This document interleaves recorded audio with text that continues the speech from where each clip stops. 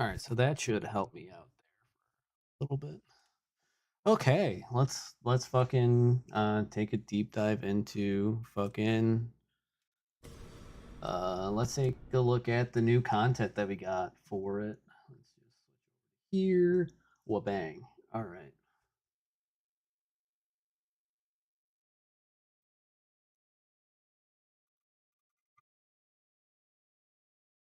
Rain.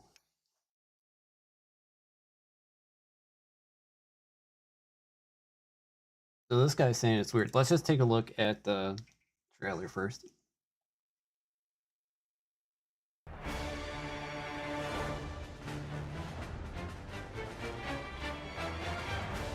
Seekers of redemption. So that's definitely the Firekeeper. You were chosen.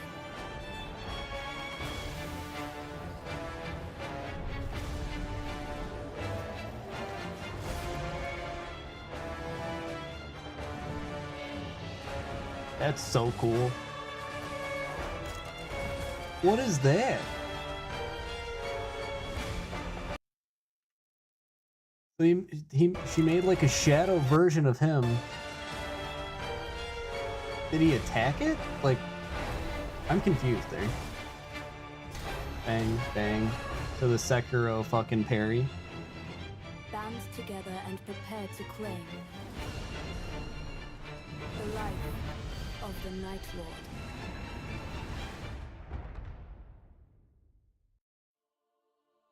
The fact that it's out May 30th and the fact that the game is only $40 is fucking insane. Like, that's crazy. Like, even the digital deluxe edition is only $55. What I do want to know is I know that they had like a super special secret edition that I did want to check out.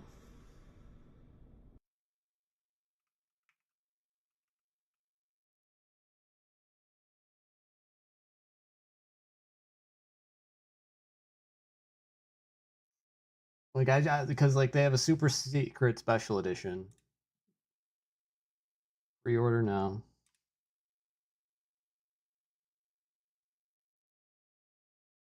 Hold on.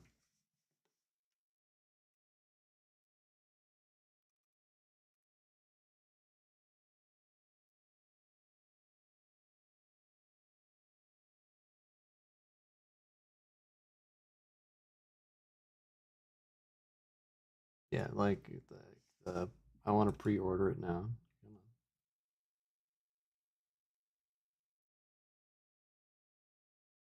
Come on. Does that button just like not work? Hey, I just followed you on Twitter. If you follow me, that'd be appreciated. Absolutely will do. For sure. Once I go on to Twitter and everything like that, for sure. Where the fuck? Oh. No. I want like the super special secret edition. Because they had like an art book and everything like that too. Oh, right here.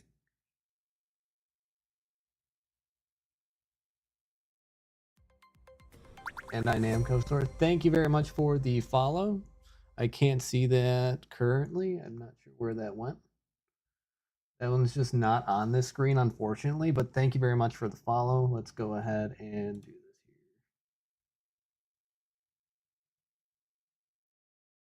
here. Ox. Twitch activity. There it is. Oh, Mariev, thank you very much for the follow.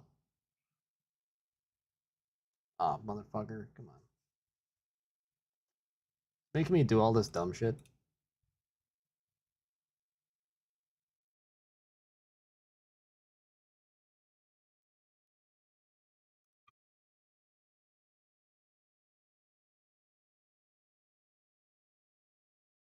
All right, so the super secret special edition is $199. With this, it comes with like a figurine, which is pretty fucking cool. So it comes with the statue of the Wilder, which is the nomadic warrior, lone swordsman, pursuit of the Night Lord. Steelbook premium metal case with full color illustration, the perfect protection against display of your game disc. Wait, does it actually come with a game disc? Okay, no, it just comes with a voucher. All right.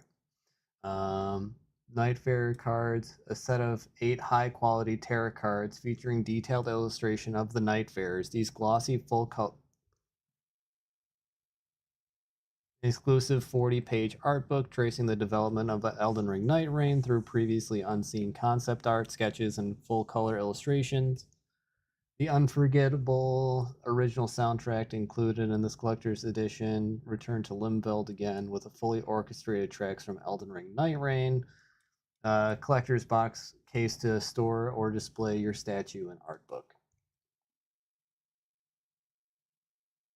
Additional DLC content will be added after the launch of the game release date and will later be announced. Comes with a full gesture. It's called It's Raining.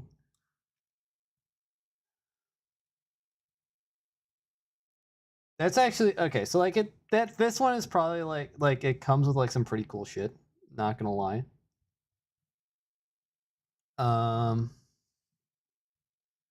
But just overall, like it's not as great of a deal, but it does come with some pretty cool shit. Let's go ahead and check out Vati's video on it. Let's see.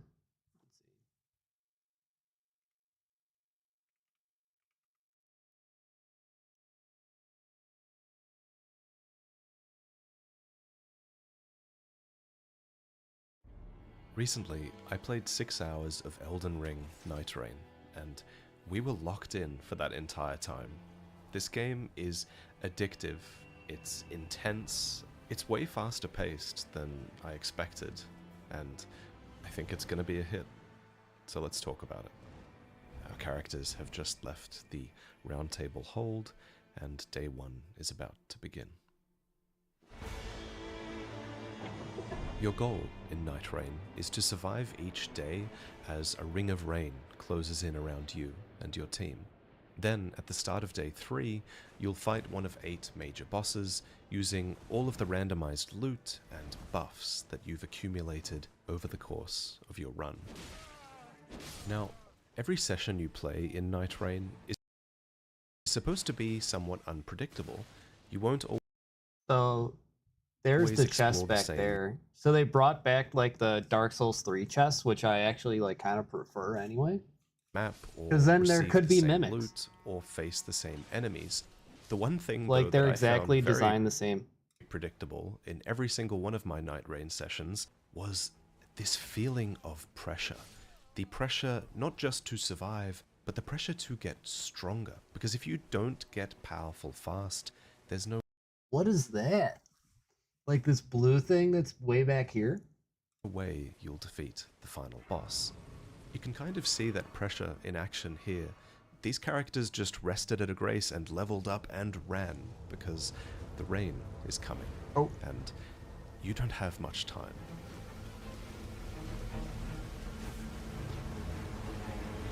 Okay, that's pretty In our fucking playthrough sweet. session, we would have to make these Oh my god, you got split-second chicken legs, dude! decisions about. Hold on!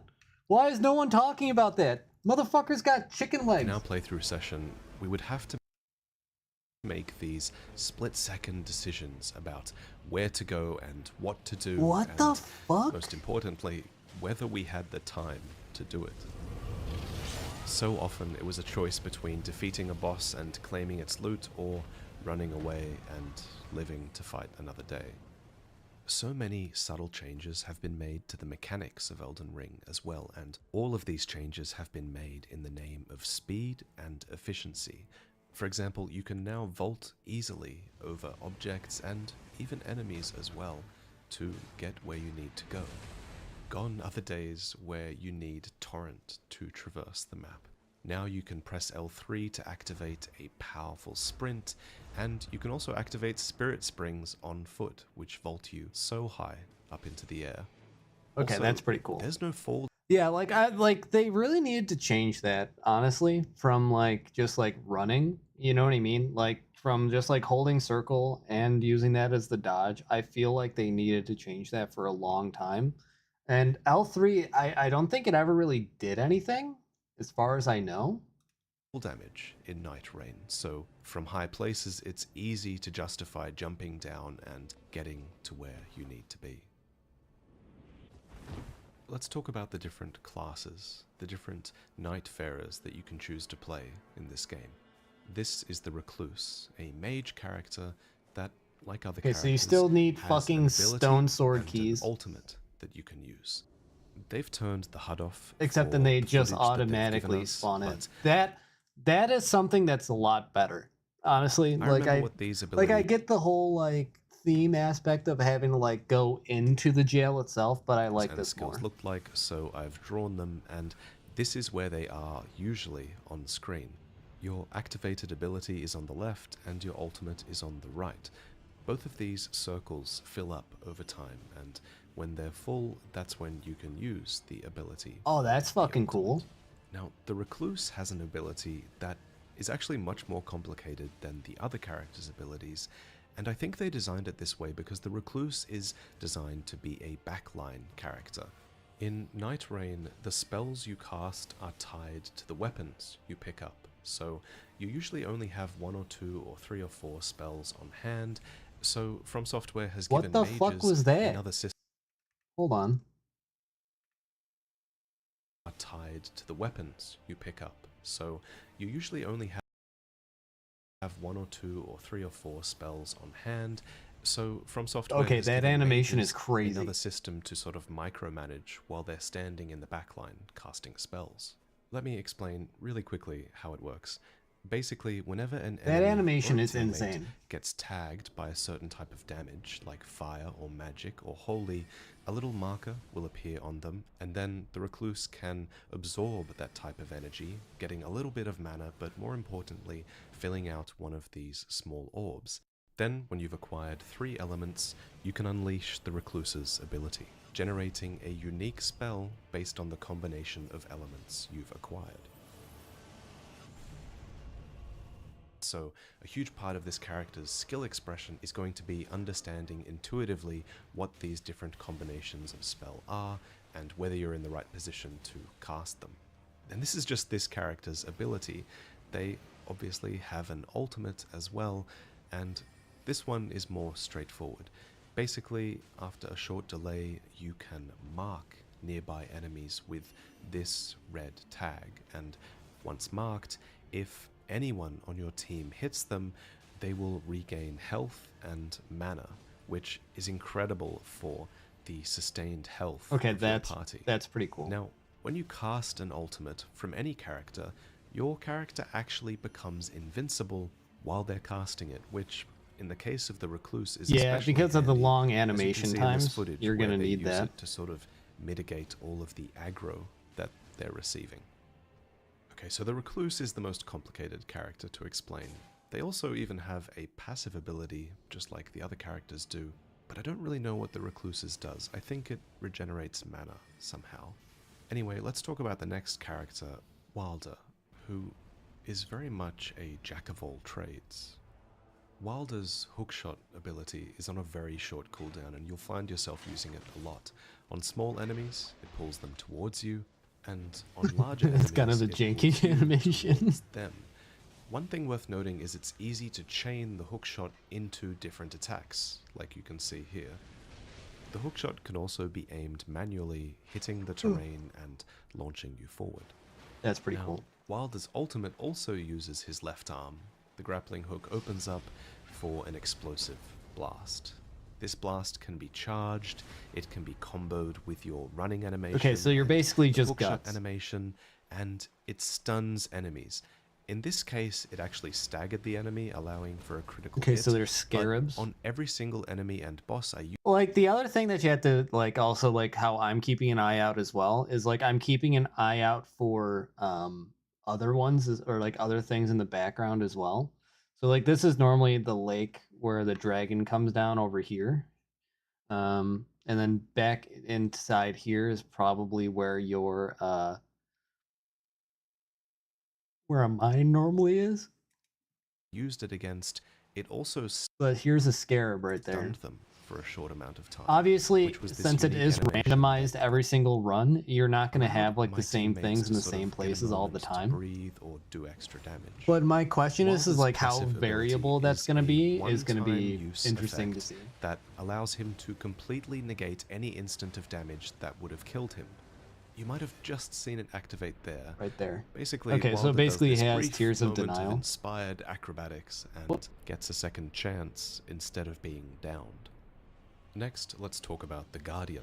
So the Guardian's passive ability is this shield stance, I'm pretty sure, which increases your guarding capabilities at the expense of your movement. So the Guardian Their is a ability is this crucible whirlwind attack, which seems to get rid of environmental effects like the Death Blight here, but moreover, its main function is to interrupt enemies, so that your teammates can get some damage in.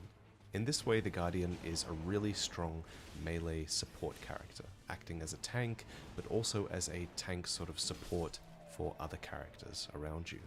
Their ultimate too is very team-based, with this aerial dive bomb that is excellent for reviving your teammates, because remember, you have to attack your teammates to revive them. This has a secondary effect, I'm pretty sure, of fortifying the teammates that are near the area of effect, giving them increased poise for a short time. I make it sound like the Guardian is purely a support character, but that dive bomb will be excellent for clearing groups of small enemies as well, and Yeah, I mean, accumulating runes from look killing at that, enemies dude. and strengthening all of your characters and leveling up is a huge part of the game, so that kind of group clearing is a really good offensive capability as well. And speaking of offensive capabilities, this is the Duchess, who was the character that I played the most in this demo. Her passive is this sidestep dodge that's similar to the Bloodborne dodge, making her very well suited for anyone who prefers a more aggressive playstyle. Her ability recharges extremely fast, like you can use it every 10 seconds or so, and it's a sort of stopwatch themed ability which takes into account the last few seconds of damage that that enemy has taken and duplicates it. This effect is shown by a white spirit that appears and sort of shows the damage that is being duplicated. Because you're so aggressive, the Duchess naturally gets a lot of aggro, but this is offset by her dodge, but also by her ultimate, which is a cloaking spell that cloaks you and your nearby allies, making you way less likely to get aggro and just enabling a few different things within the context of the game. For example, you can use it before So my only question with this is like, are they like weapon a locked? fight to get the So like, jump I see on that she's enemies. been You basically can using use like it a in the dagger middle the of whole the time. fight Like, can to she not switch into disengage something from else? enemies, or something that's especially good is using it to safely resurrect your teammates once they get downed. So when you die in this game, Oh, that's you pretty fall to the cool. ground, So you can just crawl shoot them with an extremely arrow and they slowly, should get back a up. little circle appears above your head. This little circle is basically like a health Well, bar that your teammates have to okay, Death's attack Poker. and deplete in order to I think that's resurrect you. the The Erd first tree time you're bow. downed, you only have one of these purple bars, the second time you have two, and the third time you have three, meaning that every subsequent time you die, it's more risky for your teammates to try and resurrect you because they have to stand there hitting you while avoiding aggro for quite a long time. And with some of these bosses, avoiding aggro is not easy. These bosses will often be a 3-part fight where Like, I'm also just wondering, like, what are your like? There's no like real stats. So like, what are your stats gonna look like? have them on you the entire time. So resurrecting your teammates is definitely a tricky thing to pull off sometimes. It's also something that takes the damage you deal into account. So the more damage you do, the faster you'll resurrect your teammates, and so now I think we should talk about how to make your character stronger, how to make you do more damage and take more damage and survive. Okay, so the footage they gave us is really quite good. It does a good job of showcasing things that are important to the game, but RP walking like this is not one of them. If you did this in game, your teammates will scream at you like, you don't have time to do this kind of thing. You are evaluating weapons and items and stats as fast as you can because you also have to think about where to go next, and yeah, it's just crazy. So a big part of skill expression is being able to look at a weapon and saying, okay, this suits my build, okay, I'm going to work towards this, or I'm going to leave this one behind, or I'm going to give this one to a teammate, that sort of thing.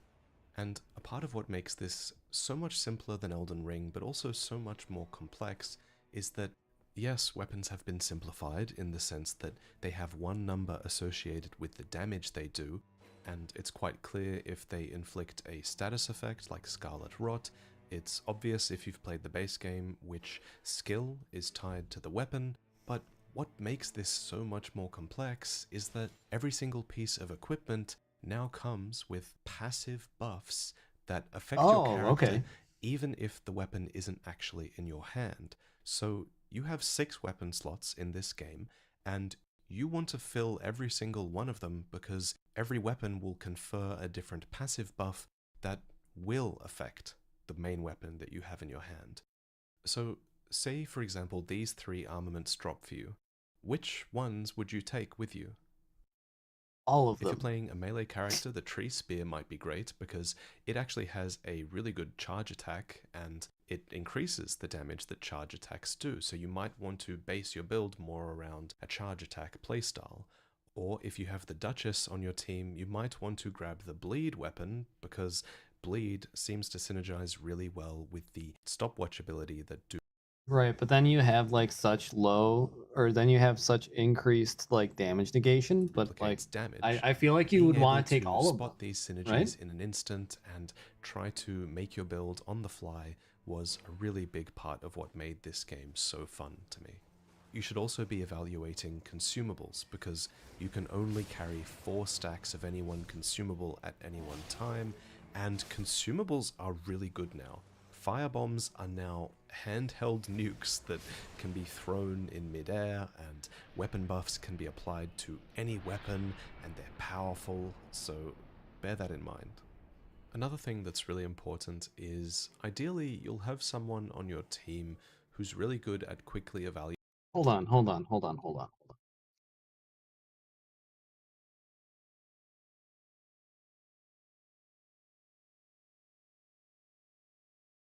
Like, what is this?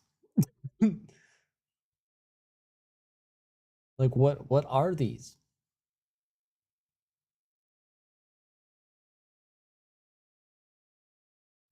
What's up with this line? Like, I just really am curious because, like, well, also there's 1, 2, 3, 3 churches. And then also my question is like, so does, like, I get that this is a map that you're gonna get at this current moment for like day 1 or whatever. Now, does the map change from day 1 to day 2? Or does it kind of all stay the same and you can like, all right, I'm gonna hit these 4 things first, for example, go fight the first boss, hit these next 5 things, fight the next boss. Is ideally you'll have someone on your team who's really good at quickly evaluating where it will be best to go next. There are a lot of important landmarks in this game, and many of them will be recognizable across multiple sessions. For example, you see that black rise off to the right there? Okay. So if you solve the puzzle and make your way to the top, you'll get a choice of 3 armaments and or buffs to choose from, which usually is a reward so that's those exclusive okay. to. So now I get what that was. Okay. So like I gotta stop asking questions that are literally gonna be answered like immediately after. So basically what these things do is like he's gonna run over to this tree thing right here. That is something that he can use to like call his eagle or whatever and then fly to another location. Another thing that's really important. So like he can use this one and it'll fly him over here. He can use this one and it'll fly him over here. Okay. Important is That's how you ideally quickly you'll get have across the someone map. on But your there's not team one that who's like really goes good at directly quickly through the middle. evaluating where it will be best to go next. There are a lot of important landmarks in this game, and many of them will be recognizable across multiple sessions. For example, you see that black rise off to the right there? So if you solve the puzzle and make your way to the top, you'll get a choice of 3 armaments and And then at or any buffs time you to can choose just like from, kind of which drop down usually from is a there. reward that's exclusive to when you kill What the fuck is that? bosses in this game. Like I get that So I'm gonna basically play it every in landmark literally has in a 2 boss days, within but it, like but some have interesting things as well. Like we're there's so currently much diving going down on. to Kenneth Heights Castle, which showed up a few times for us in our run, and inside this room there was a map on the table. Okay, and you can separately go to places. There is no wall. That's so sick. And when you interact with Like, the map, okay, yeah, I it just cleared actually out Kenneth's reveals Heights. Okay, and that also answered my other points of question: interest is that like, can she only use like daggers? But no, it looks like that she's using usually wouldn't Bloodhound's be Fang marked right on the here. map. For example, the locations of these silver scarab beetles would show up, and whenever we defeated one of these, a talisman would drop. Each character has 2 talisman slots, and being able to loot a talisman usually was a really big power spike for one member of our team. And I don't have footage of it, but Kenneth Heights map also revealed the location of merchants on the map, and these merchants were always next to a smithing table, and they always sold one type of smithing stone, which would have allowed you to level up your weapon. This is probably a really important mechanic to interact with if you find a merchant, because weapons have different rarities as well, which is something I should have mentioned. There's a common level 1 rarity, there's a rare blue I level love that 3 there's rarity, no fucking there's an epic elevators. purple level 9 rarity, and we only found 2 of these, but there is a legendary rarity I just realized as my well fuck that off button. requires you to be level 12 to equip it. I'll admit there were runs where I was like, ah man, we didn't get any good loot that run, like we didn't find that many epics or legendaries, and that could be a bit frustrating. However, I suspect that the merchants and their smithing tables will be a way to consistently upgrade a weapon that might be common, but it might have a really good buff that you want, and so I think upgrading weapons could be a way to sort of smooth out the randomness of the game. At the end of every day, you face a major boss, so there were 4 different types we could face in this demo, and they were all very difficult, especially the ones that split into multiple versions of themselves or had multiple ads that you had to deal with, because that required everyone in your team to fulfill a role, and the strategy you use against these bosses will play a huge part in your success. For example, we had someone on our team who was not as familiar with Elden Ring, so they ended up taking on a tanking role where they kind of held up their shield and tried their best to keep aggro rather than dealing damage, and they did a great job of that. Oh shit! Tried their best to Hold on. keep aggro rather than dealing He's back, damage. baby! This guy. He's from the fucking Shadow of the Erdtree.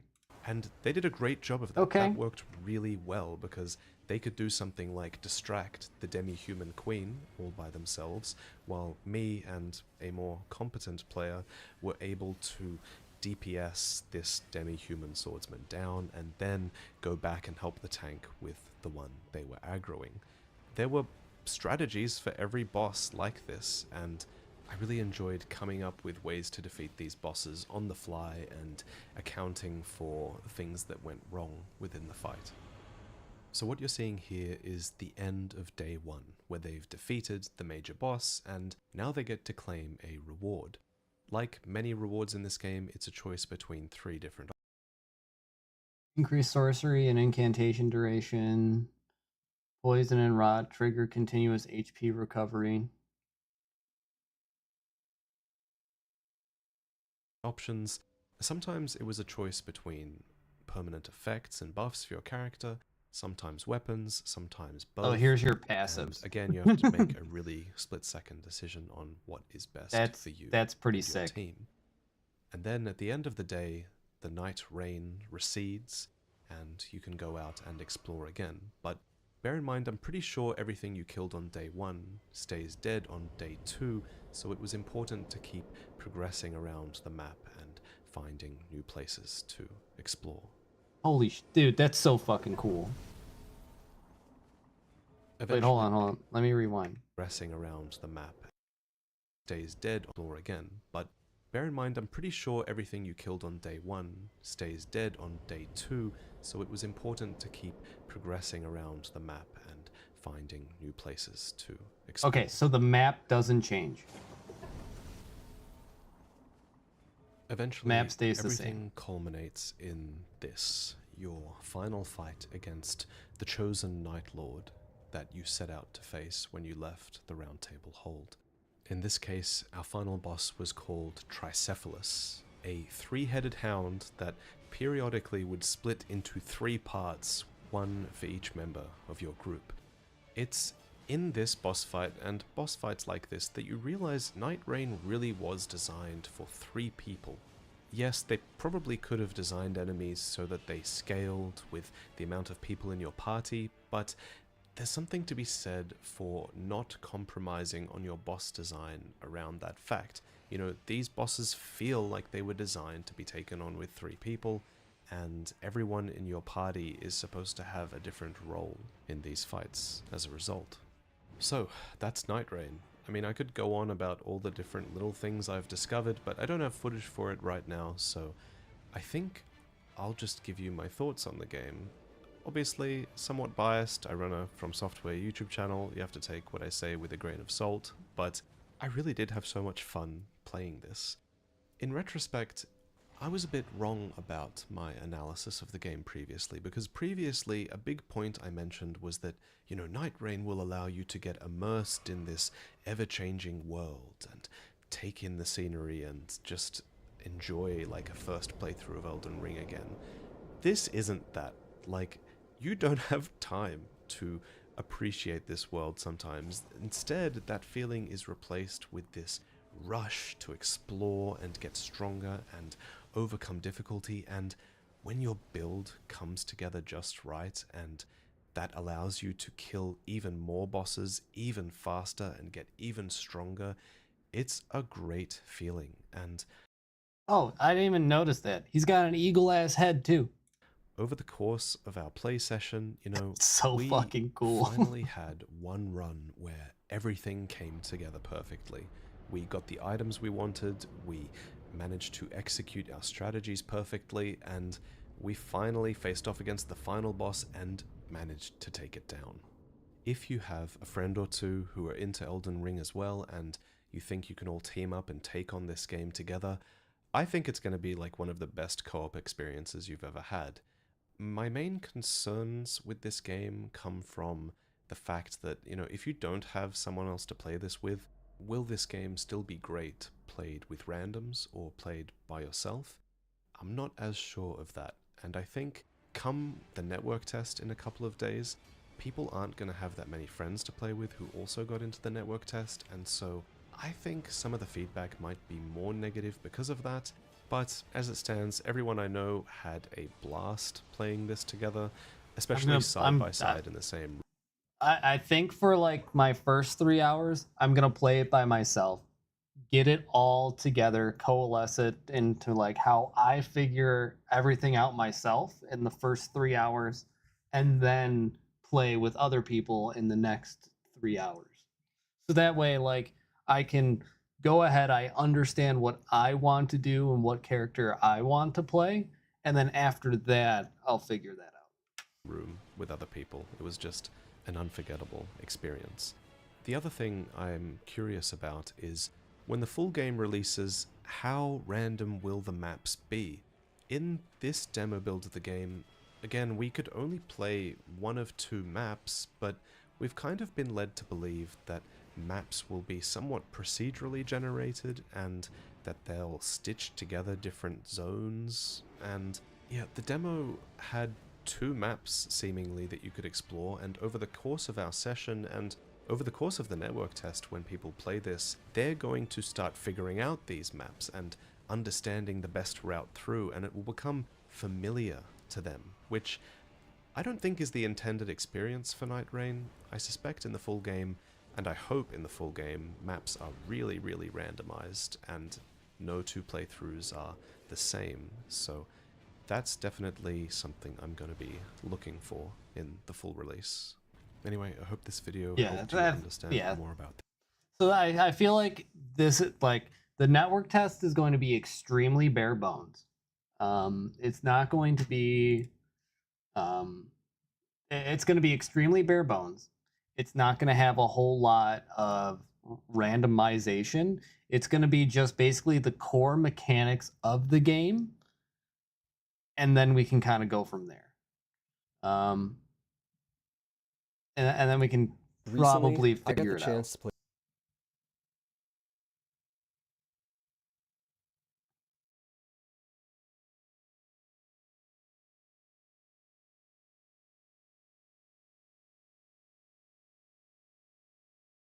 So here's the one where I saw where it's just like Elden Ring Nighttreign. It's very weird.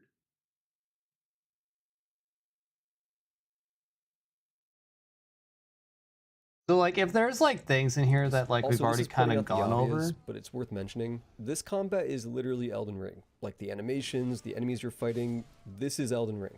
Ultimately, this makes Nightrei feel like an ambitious fan mod for Elden Ring as opposed to a standalone product. And I don't mean that necessarily as a bad thing, but I do feel compelled to point this out because it's pretty core to the experience. After clearing the camp, the group runs toward the nearest site of grace. This showcases the new super sprint, which is basically the normal sprint at double speed. This is mostly used for traversal because the map is big and Torrent's on vacation. You can also use it during combat, but it's Yeah, let's skip to consumables. Next, we see the player attack a group of demi-humans, and they do this by throwing a firebomb. So yes, consumables such as firebombs are a thing in Nightrei, and you begin each run with 4 inventory slots to hold different types of consumables. You can also see that the player broke some glowing crates, which dropped additional consumables for them to pick up. Between your inventory being very limited and finding Also, each slot can hold large stacks. For example, 2 firebombs would take up a whole slot. So if you wanted to hold 2 more firebombs, it would take up plenty another of extra slot. consumables, you're heavily encouraged to use these whenever you have a chance. After this, the group encounters a golem, and I believe it counts as a mini-boss. Mini-bosses are scattered across the map, and you'll know you're fighting one because a boss health bar will appear at the bottom of the screen. Upon defeat, the mini-boss will drop a purple soul, and this rewards each player with the choice between 3 upgrades, ranging from a new weapon to a permanent passive boost. Examples of the passives I saw were a slight increase to stamina regen, or a slight increase to damage reduction. And to be clear, all 3 players get their own reward from the 1 purple soul. This next clip showcases the new wall climbing mechanic. When you press jump while sprinting toward a wall, your character will automatically run up the wall and then mantle over the ledge. This is sick. It adds an additional layer of verticality to the map, and it can be fun figuring out how to get from point A to point B, since sometimes you'll have to use the wall climb in slightly creative ways. At the top of this church, the player finds some loot on a body and inside a box. Important to note is that all loot you find like this is classified as community loot, meaning that every member of the team can see it, but only one person can take each item. This is also our first look at the different armaments you can find. Each weapon and shield has a built-in Ash of War, and each spellcasting catalyst has 2 different spells. So yes, in this game, the spells you cast are attached directly to the catalyst. Each armament also comes with a built-in passive effect, such as extra damage on combo finishers. Next, we catch a glimpse of the map screen, and this should give you a better idea of the scope of each run. The map itself is an island, and on the edge, you can see the Fortnite circle closing in. Just like Fortnite, instead of constantly getting smaller, there are intervals where it doesn't move at all. I won't go over all the icons on the map, but basically, these show you where most of the points of interest are, like enemy camps or fortresses. You can then pin on the map where you want to go, which is useful because the other players will be able to see your pin and know where you're going. Also worth noting is that some things are hidden on the map, so it's possible you'll find something good even if it's not marked from the start. Between this and the marked points of interest, you probably won't have time to do everything, so you have to make quick decisions on where to go and what to skip. Next, we see Wilder use his grapple hook to get a little extra speed when running around. It's tough to see here, but this use case is also relevant during fights. Instead of grappling the boss, it might be worth grappling the ground to reposition. We then see Wilder take on another mini-boss, the Leonine Misbegotten, and he initiates the fight with a big fire explosion. This is Wilder's ultimate ability, so unlike the grapple hook, which is on a short cooldown, it's usually a minute or 2 between uses of the ultimate, and I believe. Speaking of how to get places, one way to do that is by making use of slipstreams. These function pretty much identically to Spirit Springs in Elden Ring, and they allow you to super jump into the air. These were fun in Elden Ring, and they're still fun here. And it's cool how you can sometimes use them to reach the top of structures they might not have been intended for. Up ahead, the group finds a Church of America, and if you collect the item inside, it upgrades the maximum usage of your healing flask by 1. Every church like this will have this upgrade, so you can always plan ahead and stop at 1. Next, the group finds a Scarab to kill. This is an example of one of the many useful things you can find that might not be marked on the map. These guys always drop a talisman you can equip, and these talismans seem to function No. Next, we see the group take on a dragon boss fight. Not much to say here, as we've seen most of this stuff already, but pay attention to the time of day. As it slowly changes to nighttime, that's your cue that you should start wrapping up whatever you're doing, because the circle begins to rapidly shrink at this point. You can see the circle closing in as they finish off the dragon. From here, what you want to do is look for the floating golden tree in the sky, as that's the point where the circle will close in. Eventually, the ring of fire reaches its smallest size, and essentially forms an arena. This is where you'll fight the first major boss. Before the boss fight, a small group of enemies will spawn in. This serves as both a warm-up for the fight and a teaser for which boss you're about to see. In this case, it's a pack of demi-humans. So fittingly, the boss fight is a demi-human queen and a demi-human swordsman. Something I appreciate about Nighreign is that these fights seem specifically designed for multiplayer, something we don't typically see in FromSoft games. In this case, it's due to there being two bosses at once, but I also encountered other bosses that are better examples of this. One of those bosses was the centipede demon from Dark Souls 1. During the fight, you can chop off its centipede limbs, but this forms an additional hazard as the severed limb keeps fighting. This is perfect for a group battle. Also, in case you're curious, its moveset seemed to modify from Dark Souls, so it wasn't like FromSoft just ported the boss into Elden Ring without making changes. I don't know exactly what those changes were, but I could tell that it felt different than Dark Souls. Another modified nighttime boss we encountered was Morgott. He was mostly similar to his appearance in Elden Ring, but he had a few new moves, including this insane AoE blood slash that would hit the whole group and nearly one-shot us. He also had new dagger throwing combos, and just seemed more aggressive overall. If FromSoft is going to rely on reusing bosses, I appreciate that these changes make it feel new-ish and suited for co-op. It's a shame they didn't seem to make any meaningful changes to the demi-human boss fight, but oh well. Anyway, after completing the fight, you get the message Night Repulsed. The boss also drops a purple soul, and upon interacting with it, you get a choice between 3 different upgrades for your character. This is basically how it works when killing mini-bosses too, but the upgrade from this main boss is more substantial. Sometimes these upgrades operate purely in the background, like extra spell duration, but my group occasionally encountered some more interesting upgrades. One time, one of my teammates got an upgrade that created bubble floating across the sky. When we approached it, a swarm of giant ants poured out. I don't totally remember how this played out, but I think we got a mini boss reward after defeating them. You can also get invaded by bosses sometimes. This sadly didn't happen to my group, but I was talking with the others who had Margit invade them out of nowhere. What's cool about this is that can happen at inconvenient times, like when you're fighting a big group of enemies or another boss. Do you deal with it? Do you run away? Do you reposition to a better location? All of these are interesting questions that result in some fun emergent gameplay. Stuff like this has the potential to be the defining moment of a run, where things go off the rails in a fun and memorable way. In theory, this is one of my favorite features in the whole game. I could be wrong, but I don't think there's a maximum range for receiving runes from killed enemies. You can see an example of this in the first clip of the Duchess, where she receives runes from her teammates killing enemies all the way over at the fort. This is interesting to me because it leaves the door open for strategies where you might want to split up. Like, imagine splitting up and clearing 3 camps at the same time. That might be faster than doing it together. However, one reason not to do this is because of how shared rewards from mini-bosses work. Killing a mini-boss gives each player their own reward, but only if they approach the purple soul that it leaves behind. We also found a reinforced chest, which functioned in a similar way and let each player claim a reward from it separately. Another tip, normally when you get downed, your teammates only have 15 seconds to revive you, but this timer is removed during the main nighttime boss fights. Along with this, in case it wasn't obvious, if everyone dies here, the run is over as opposed to simply losing a level. Let's go over some details from the hub area too. Just like Elden Ring, the round table hold is the hub. To begin a run, you approach the table and select the Night Lord you want to hunt. It's vaguely similar to selecting a monster to hunt in Monster Hunter. The game then immediately puts you into matchmaking to find a group to play with, but you can also use passwords just like Elden Ring to play with friends. The hub is also populated by all of the playable characters, minus whatever character you're currently controlling. They all just stand around and say hello in the demo, but I'm guessing the full game will have them giving you bits of their story between runs in a similar fashion to Hades. There's also a sparring ground area and an outside area connected to the round table hold. Here you can test out every weapon in the game and set your character level from 1 to 15, which I assume is the max. This is neat, and I took advantage of this during my play session to test out how damage scaling worked. So stats like strength and dexterity are hidden. Like, I genuinely couldn't find a stat screen that showed them, and you can't manually raise them when leveling up, but they do still exist, and different weapons scale with different stats just like Elden Ring. To test this, I spawned in a legendary greatsword with a C scaling in strength and made my character level 15. On Wilder, the strength dex guy, a 2-handed light attack dealt 348 damage. On the Recluse, the intelligence character, it only dealt 191. The Duchess also dealt 191, and the Guardian dealt 299. So what this means is that even though you're free to use any weapon you find during a run, you still probably want to stick to your character's archetype, or else you'll have to deal with a damage penalty. I have mixed feelings about this, and at the very least I don't think it should be so hidden, but it is important to know so that you can be more effective during a run. The last main component of the hub is the relic altar. Here you can equip relics between runs, and each of these gives you some sort of bonus or new ability. You can equip up to 3 per character, but they're color-coded.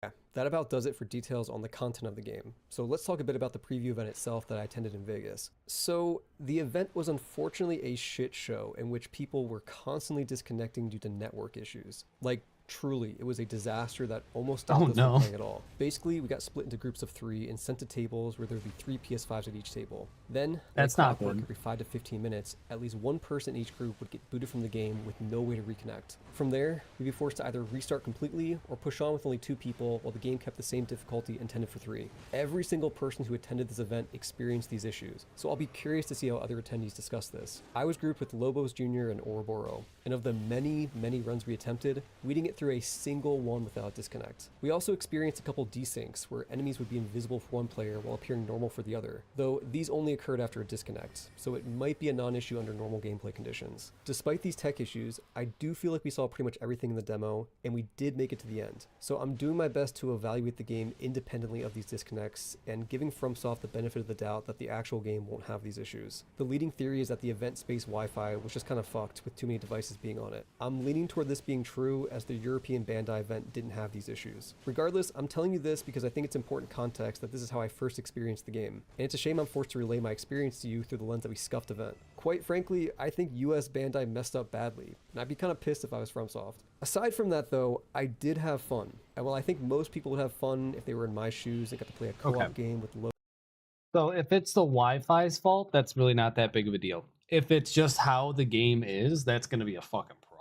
Lobos and Oro. That is not I do going to be think good. FromSoft has something here if I was able to find the fun even in the worst of circumstances. Ultimately, I think this game will be a commercial success. The fun is there and it has Elden Ring's branding. Obviously, it won't reach anywhere near Elden Ring's success, but it doesn't have to, because my guess is that it only cost a fraction of Elden Ring's budget to develop. And of course it did. 90% of this game is just Elden Ring, and like I mentioned earlier, it feels more like an ambitious fan mod than a standalone product. On that note, I think it's worth addressing the discourse surrounding this game. When Nightrei was first announced, there was naturally a lot of excitement, but there was also by far the most cynicism I've seen directed at a FromSoft project. And like, I obviously get it. The game is built out of recycled content from Elden Ring, you have bosses from past Souls games returning with seemingly no context, and the official messaging is calling it a, quote, survival game. That's all going to make people imagine something akin to Metal Gear Survive or Resident Evil Reverse, games that bastardize the IP in the name of chasing a market trend. It's a cash grab, it's publisher mandated, Miyazaki sold out. There were quite a few comments expressing these sentiments, and I'm sure some comments on this video will say the same thing. Again, I do get it. These claims aren't coming from nowhere, and there is of course reason to be skeptical. Now, even though I understand all of this, I'm not quite that cynical. Basically, I can appreciate that FromSoft wants to make a weird spin-off game on a smaller budget, while giving someone who's been at the company since Dark Souls 1,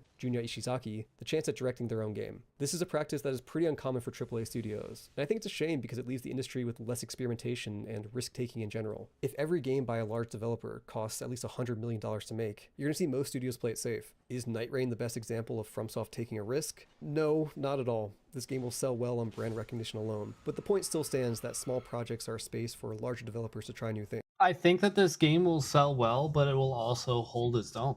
Like this, there's no other game like this at the current moment. Like in the current market, what other game is like this? There isn't one.